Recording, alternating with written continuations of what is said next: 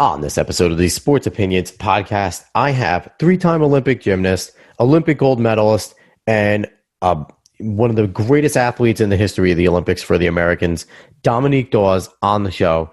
We talk about her gymnastics and ninja academy that she just opened pretty recently in Maryland, and what's the motivation behind it, what she's trying to accomplish with it. Then we talk about her Olympic experience being a part of the 1996 Magnificent Seven that won the Olympic team gold for the first time in American history. And then we also jump into the state of Olympics and the state of the sport in general and what can, needs to, and should be changed. So without any further ado, enjoy the show.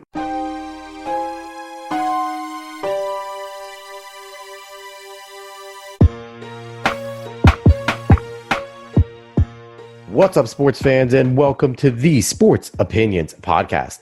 I am your host, as always, Alex Cuesta.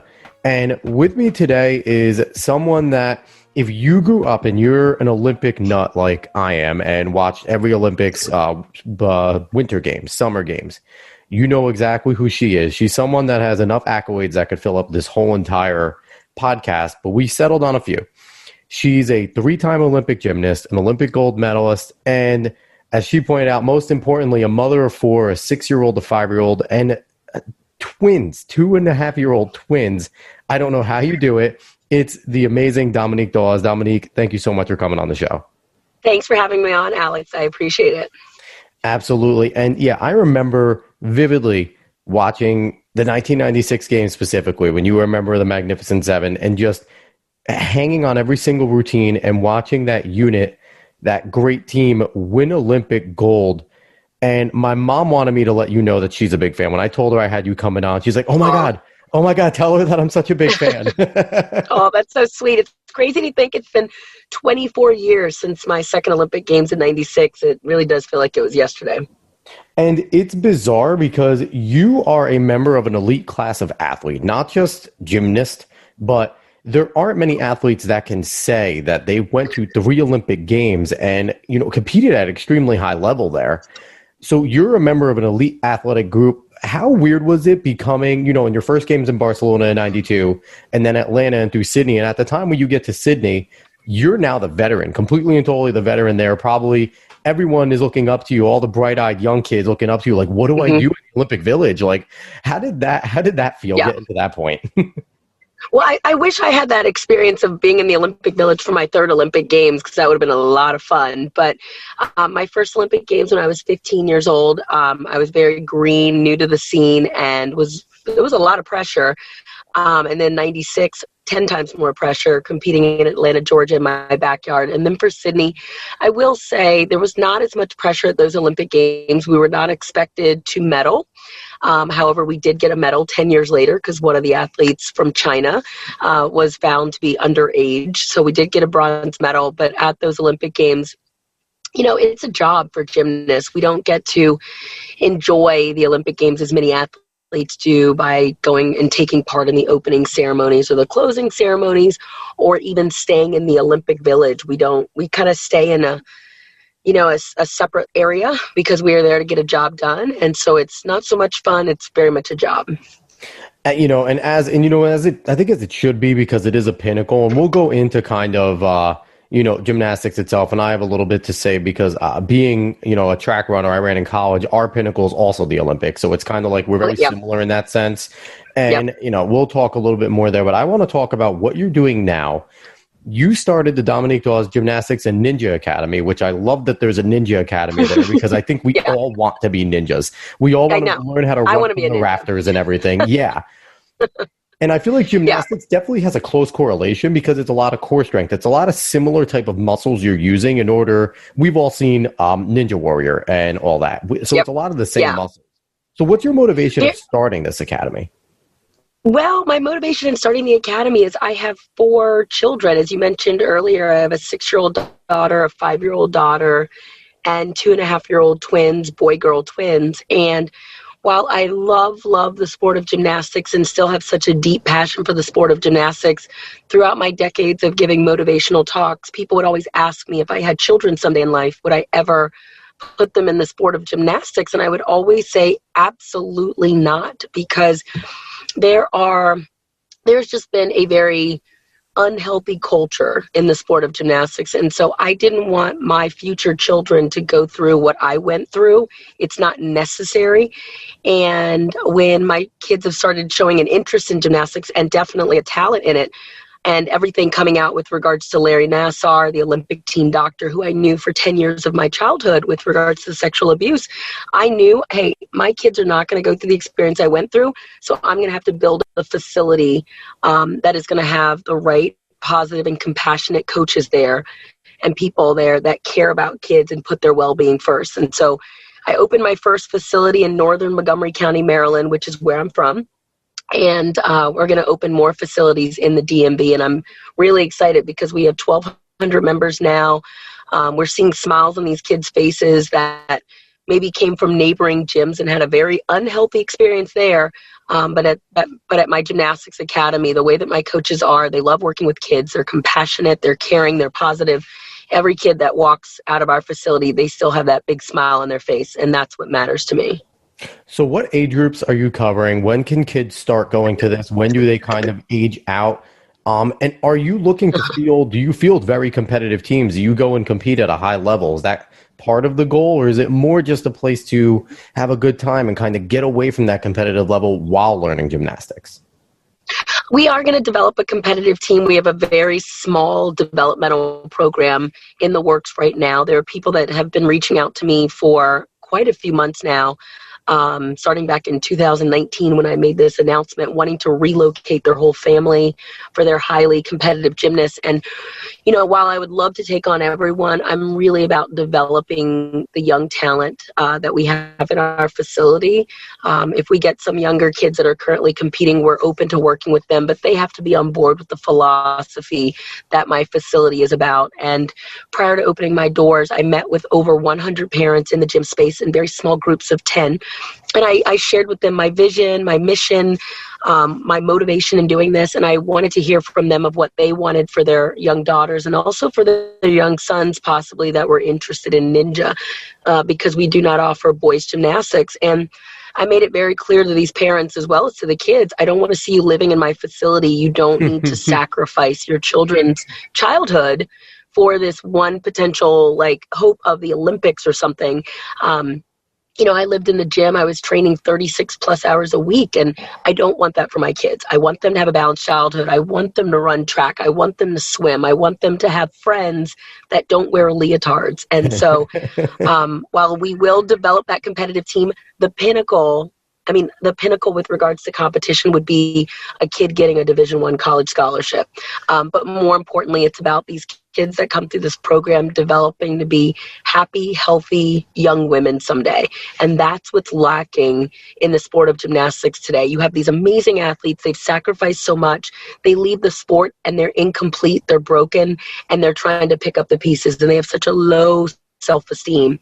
And that's what will be missing at my facility. We are going to work on building the whole person, not only physically, but also working on their emotional health, socially, making sure they're, you know, connected with the world around them and seeing their fellow teammates as friends and not as competitors. And so, you know, what we're working on developing, I know will take some time. Will I be able to change the sport overnight? No, but I know the unhealthiness of the sport all too well. And that's something I'm avoiding having in my facilities. So how has the pandemic, we're all living through coronavirus, COVID-19. How has the pandemic affected you since you started this in 2019? It's still a very young business. How has it affected you? What protocols are you taking if you're having any kids back in the gym yet or not? And also I have to tell you, this sounds awesome because I have a 2.5-year-old daughter. And she was doing gymnastics. And she can start. And she was doing it. But we had to shut it down through the pandemic, and they're being very safe about it, and they're still not offering the classes. But we're now struggling because she was great in gymnastics, and she loved it. And now gymnastics is one of the rare sports where you could start very early. And now we want to get her into stuff. So you need to bring one to Poughkeepsie, New York. I'm just, I'm not saying you need to, but I'm saying you need to. I definitely do. I do. The youngest that we have in our program is 9 months, believe it or not. Wow. Like we have Yeah, I mean, we have a preschool facility. It's not a preschool school, but it's preschool gymnastics, and that's for 9 months up until about 6 years old, believe it or not. And it's a designated preschool gymnastics room, very safe. You don't have to worry about your 2.5-year-old getting tumbled over by a 12-year-old gymnast running down the vault runway or on the floor. And then we have a separate Ninja Academy training space and then a separate rec gymnastics gym. But while I did make the announcement in 2019 that this was something I was building, I did not sign a lease. I didn't know where I was going to open my first facility. And so I actually did not open my doors until July 1st of 2020, in the middle of the global pandemic. Congratulations.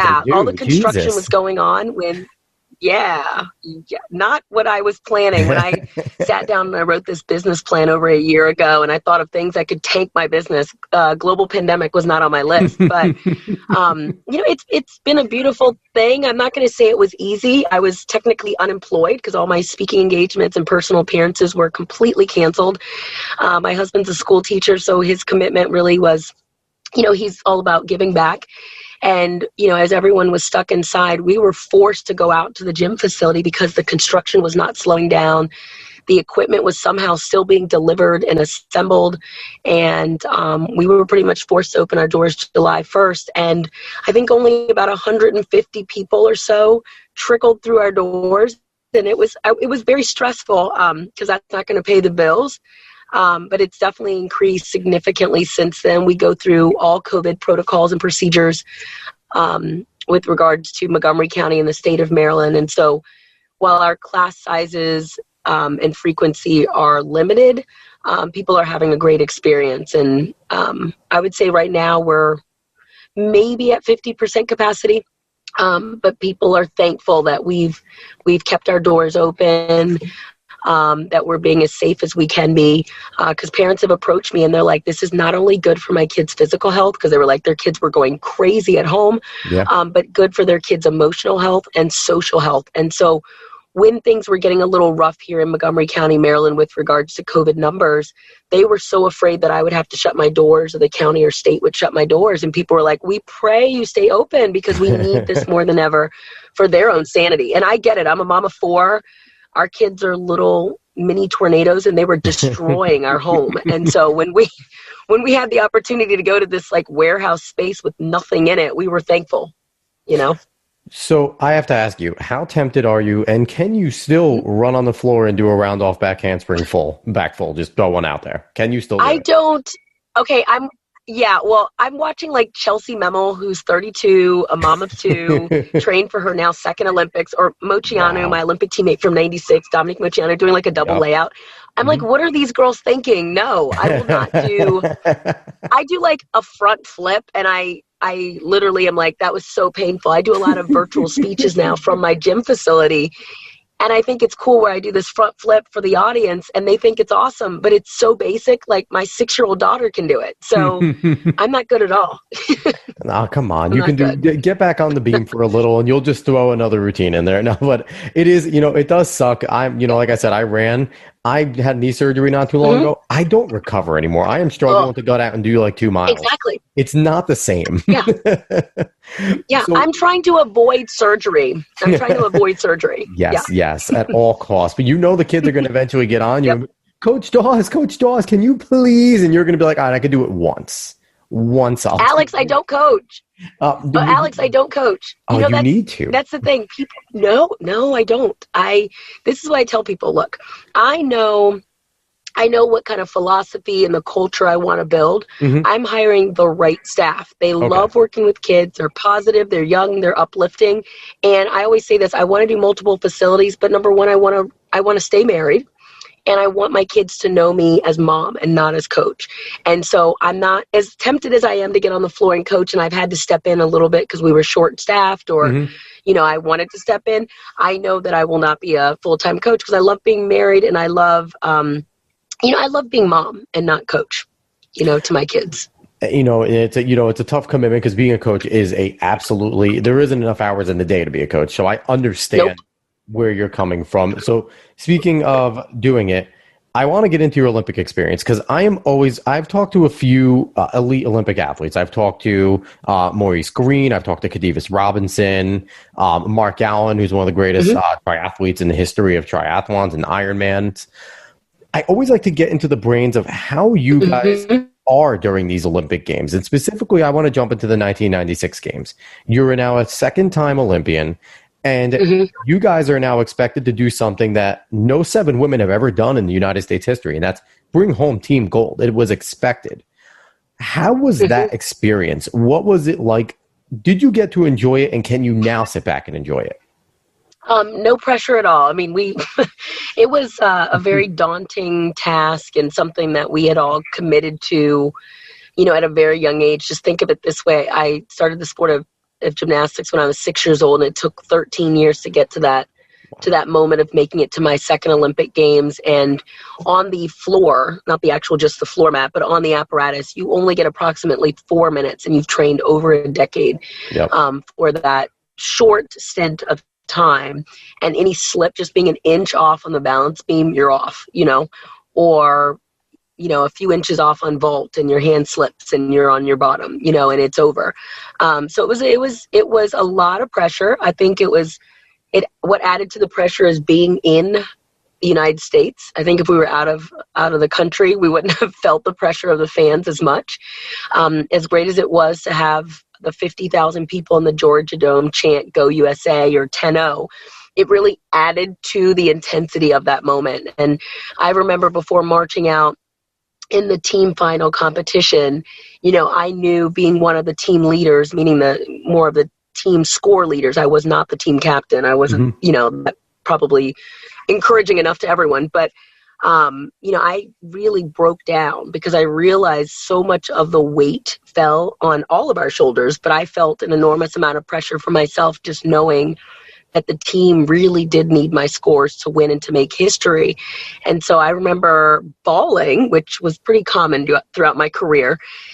And Amanda Borden, and I always love telling this story because she was a phenomenal team captain. Like, she was positive and she would encourage you and give you a pat on the back. And she knelt down with me and she prayed and she reminded me that, hey, you're not alone. Like, you've got all of us, you've got, we both love Christ, the love of Christ, and, you're ready. Like, stop thinking you're not, because I was one that was a very fearful athlete, an athlete that was consumed by a lot of self-doubt and insecurities. And just having that type of team captain say those simple words and reminding me, you're not alone. Everyone else is fearful too. They might not look it. But I remember standing up with her and standing up so strong and confident. And we all marched out together as a whole unit of 7. And that is not so common, in our sport back then. Gymnastics is a very individual sport. And it's a rare occasion where you actually compete as a team. And we were able to do that in Atlanta very well. And I think that's why we were able to make history when we did. Dominique, I have to tell you, watching you in all 3 of your games, not once did I ever get the hint that you were ever struggling with confidence. When you stepped onto the floor, you just had the face. And I think one of the things I remembered of you is just your determination. You had such a determined look, and you were just the zone. You were locked in and focused in. So maybe you were able to just click it on the moment you got in. Like, you were a mess before, a mess after, but once you got in that zone, you were just there. And you were fantastic every time. Yeah, I would. Oh, thank you. Thank you. Well, one of my mottos was determination, dedication, desire. And so I would always have that in my head. And I think it showed the intensity. And I looked very serious and even mean and very focused. That people that have met me today, they're like, oh, you're actually really nice. I thought you'd be so mean to me. And I'm like, oh. But my husband reminds me, he's like, you look too focused. You're just loading the dishwasher. Smile. So I think, unfortunately, that is my face, that intense look on my face. Yeah. So I would be remiss to ask, but what was it like being there, seeing Kerri Strug land that final, like being in the moment? Because we were all in the moment watching it, but being there live and knowing that needed to happen and knowing that she was on one leg doing it. What was it like, and what was the joy? Did you guys have team joy when you saw her stick that landing? Well, definitely. I remember, and I keep telling people this, I remember knowing we had already won, because I remember already looking at there were 2 things I saw. Number one, a scoreboard, that we were up top and the Russians were done, and I looked over at the Russians and they were on floor and they were bawling, and I never saw the Russians cry. Yeah. And so I knew we made history. However, Carrie was in the moment, and no matter who was up there on that podium, running down that vault runway, they would have done that second vault as she did, which made her a bigger champion. And so I was grateful that she finished strong and, nailed that last vault. And that's what I really have told her this to her face. Like, that made that team that much more memorable. You could not write a better script of how things kind of, came together at the end. I think it was not played live in the States. I believe hearing stories where people watched it. It was tape delayed by like hours. So they watched it at 12 a.m. But I think when you think of the 96 Olympic Games, many people do think of that, memorable moment. And, I couldn't be more proud of her for finishing strong and doing what she had trained so hard to do.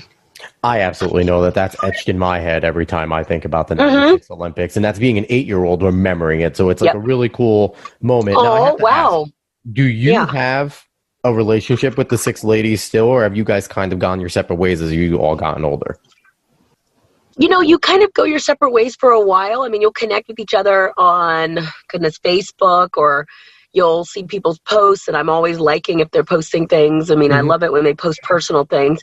But every year, Amanda Borden does reach out to the whole team, and she reminds us of the day we made history, and I believe it's July 23rd.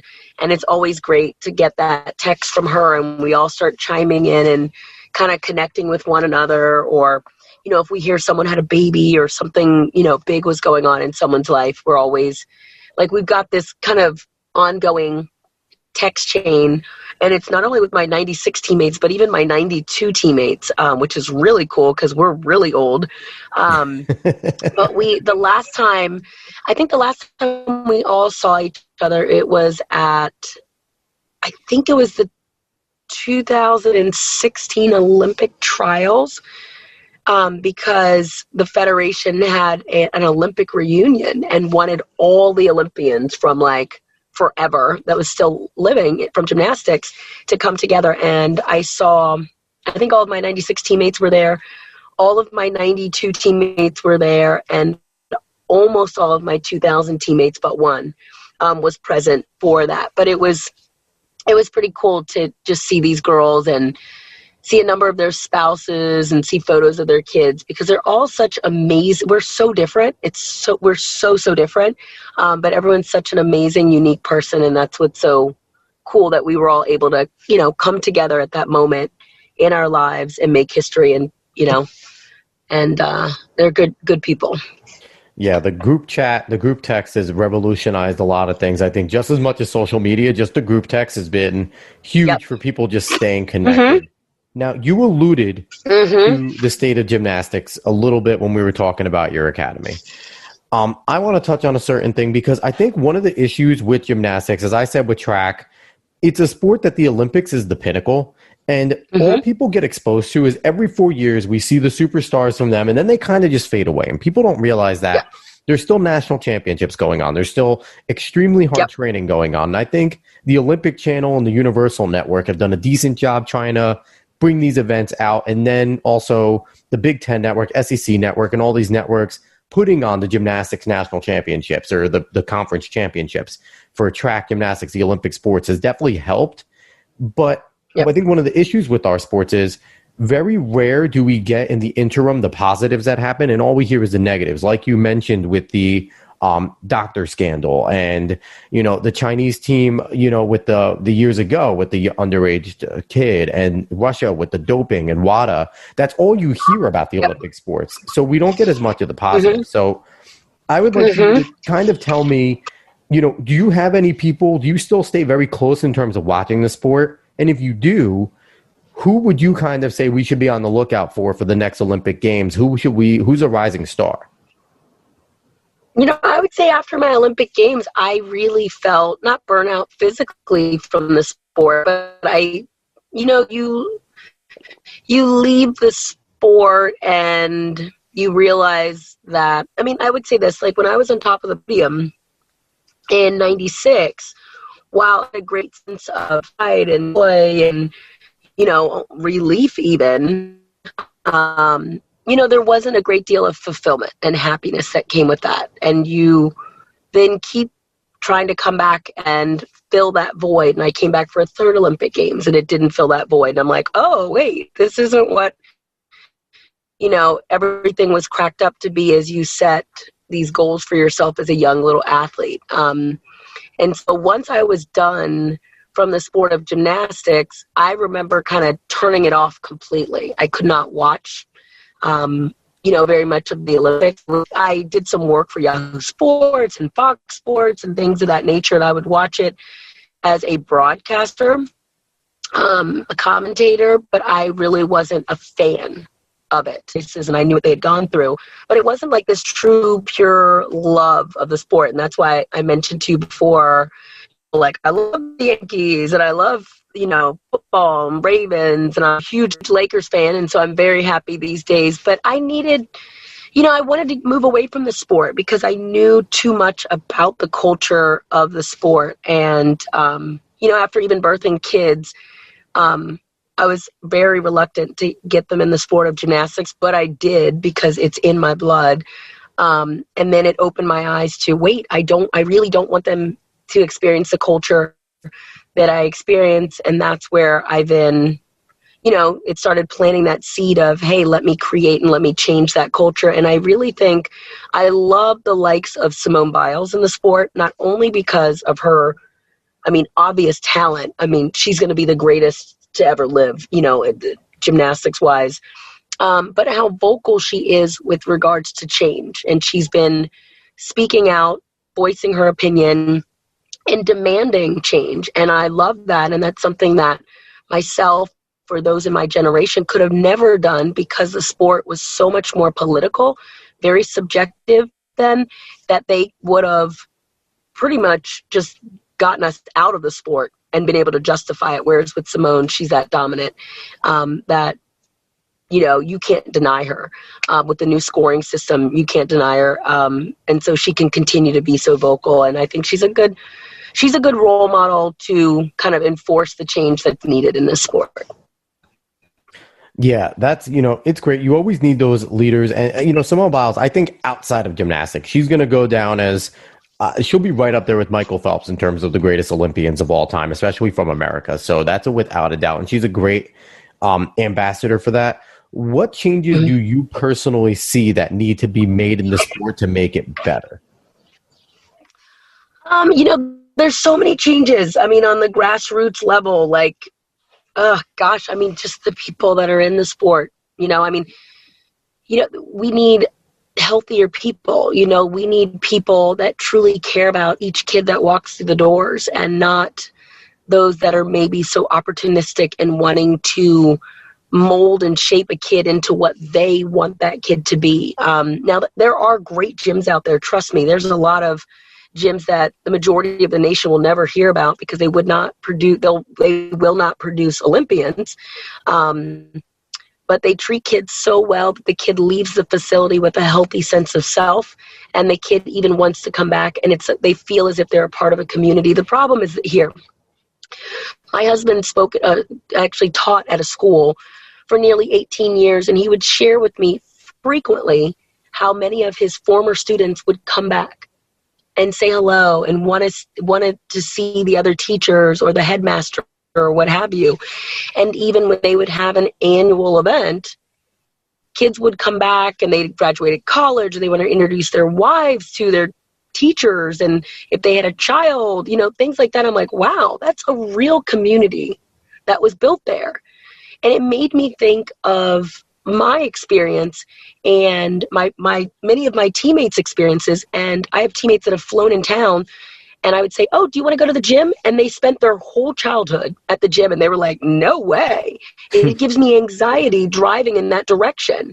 And I'm thinking, wow, you did gymnastics from age 6 to, this is talking about my teammates, from age 6 to 18, and you have no interest in going back into that space or connecting with those coaches or anything. And I feel as if that's a problem.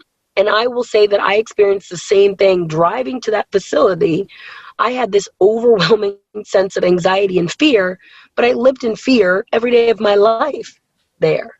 And so we avoid those unhealthy people and those unhealthy environments. And that's where I'm like, the sport needs to change, where a kid actually, recognizes that the staff there see them as people and love them, or compassionate or understanding and positive.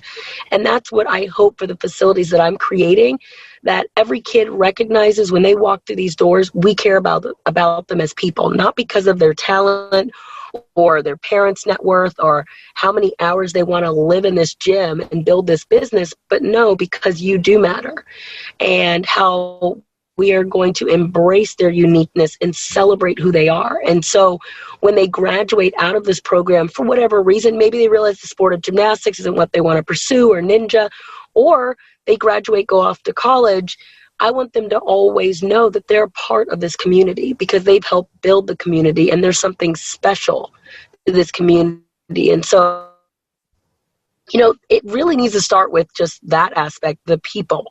And as I mentioned to you earlier, I think I might have mentioned this, I always thought the sport of gymnastics was such an unhealthy sport. And I realized it's not the sport that's unhealthy, it's the people that are running the sport that's so unhealthy. And so it's about getting the right people that truly care about every single kid that walks through the doors. And that's going to be the biggest change that all these, gymnastics gyms out there truly could make. Dominique, I think that not only gymnastics needs more people like you and what you're doing with your facility, but I think sports in general, the world in general, just needs more people that want to be compassionate while also being competitive, that want to tell people and tell these young kids that are not only in gymnastics. I feel like there's an issue in AAU basketball, in travel baseball, in soccer, in football, and where people just get so consumed by sports and wanting to get to the Olympics, wanting to get to college scholarships, wanting to get to pros, where the coaches then forget, they look at kids as a commodity. And I feel like that's a big issue. And I'm really happy that somebody with your credentials, your stature in your sport is willing to take the step up. And I think you're doing some great stuff there. And it's well, thank you for that. And there's so many others that are, strong voices in this movement, I would say as well. But it's also the parents. Like, I'm trying to get parents to open your eyes to the fact that your kid is so sad. Like, if your kid's walking into the gymnastics gym looking miserable or in tears, which happens at many gymnastics gyms, or you pick them up and they're stoic and they're in tears, like, open your eyes to the fact that your kid's not happy. I remember being at one of my oldest daughters, like, it was a picnic or something at her school, and there was this little girl that trains at a local gym, and the parents were so excited to meet me and introduce their daughter to me, and she was jacked, like, looked like a little gymnast that could climb up and down a rope all day long. And I was like, "Hi, sweetie," and and she was just very stoic, very cold. And, I talked about her level that she was, because, she just is all about gymnastics. And I remember stepping away after chatting with her and looking back, and she didn't know how to play, and she didn't know how to have fun, and she didn't know how to be a kid. And I remember thinking, gosh, why aren't these parents seeing this?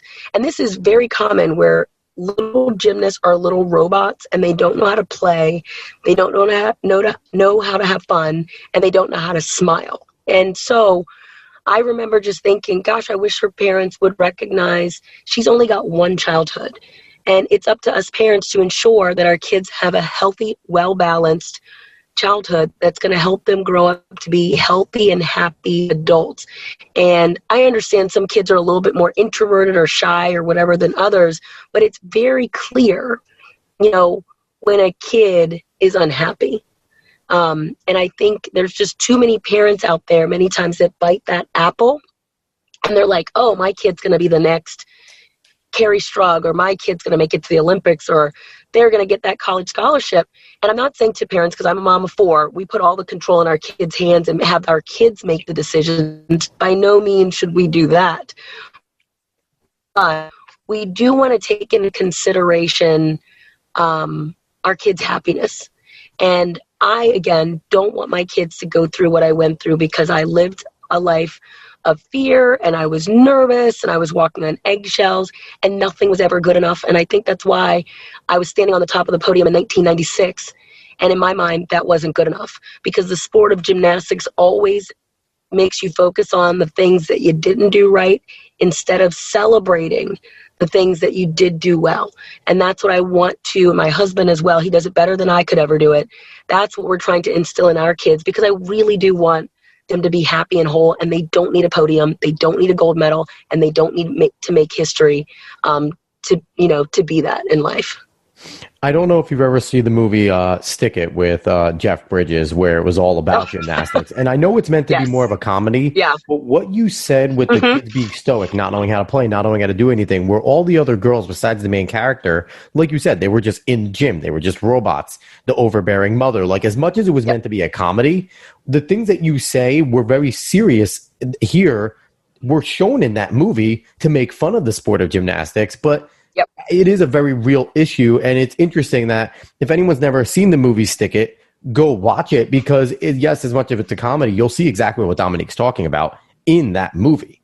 It's very interesting that you said that. That's what popped into my mind, which maybe makes me weird that automatically I think of Stick It when you're talking about something like that. Yeah, it's interesting. It made me laugh because it was a comedy, and it was making light of the culture of gymnastics, and it was quite accurate in some areas, but it's really unhealthy. Like my teammates and I, we've joked about the experiences that we had for years and years and years, and my best friend that's out in LA, we've laughed about it.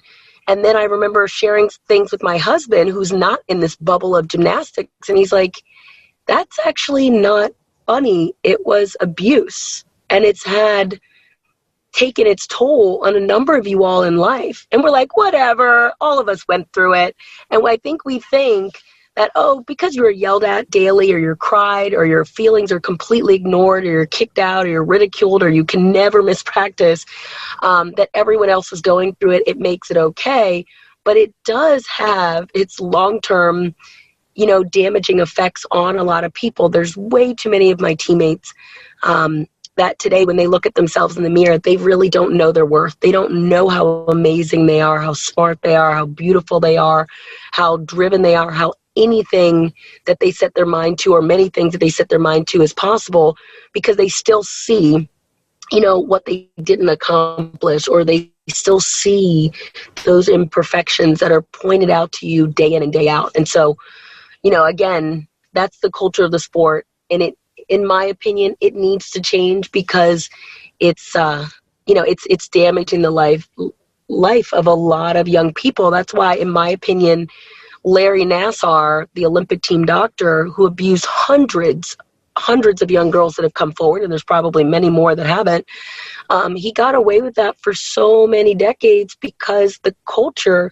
allowed him to get away with it. The young girls, many of them, were in environments where it was full of physical, emotional, and verbal abuse. They were already living uncomfortably, in our sport. And so when he then wants to be your friend, which he tried to be in 2000, and allowing us this environment to open up to him, talk to me, girls, I know you're going through tough times, I'm a listening ear, that many people fell into that web because they couldn't voice their opinion. They couldn't speak out and say how poorly they were treated, and he took advantage of that. So, I really think, again, you're doing some fantastic stuff there, and I really hope that you, like you said, I don't know if you're going to be able to change the sport overnight, but I think what you're doing is going to branch out, and it's going to give a lot more people in the sport. Like you said, there's already people speaking up, but I think it's going to give a lot more people confidence to do it, a lot more change to occur within the sport. And you have the support of this podcast, my whole podcast network, and thank you.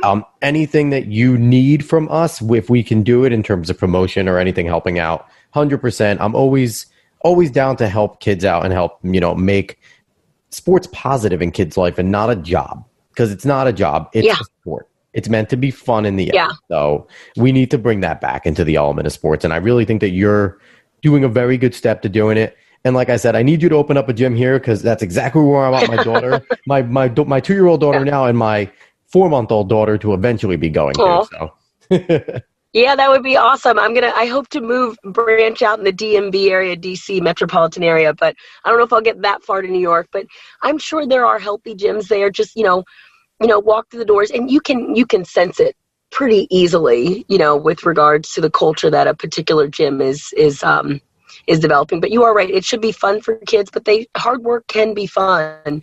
They can face fears in a healthy and encouraging environment. I don't want it to, people do know my facility is not just fun and games and we're just going to, learn any type of crap gymnastics. I'm definitely teaching quality gymnastics, but we're doing it in a more compassionate way. And just letting kids know that, the sky is the limit and, we're here to support them. So, Dominique, thank you so much for coming on the show. I really appreciate it. No problem. Well, thanks for your time, Alex. Absolutely. So is there anywhere that people can reach you on social media? Any website for your academy that you want to plug? Yeah. Sure. It's the longest website in the world. It's Dominique Dawes, gymnasticsacademy.com. And they can follow me on Facebook or Instagram at Dawes Gymnastics Academy. I'm constantly posting some fun videos, promoting these fun activities we're doing not only in gymnastics, but also in ninja. I've heard ninja is going to be an Olympic sport. I think you'll be excited to hear that. Yes. Down the road.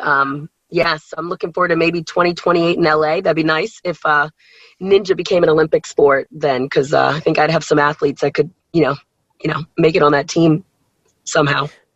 Fantastic. So again, I'm Alex Cuesta, host of the Sports Opinions podcast. Find me on Twitter and Instagram at @A_Cuesta30. Find Sports Opinions on Twitter at SportsOpinion30, Instagram, Sports Opinions 30.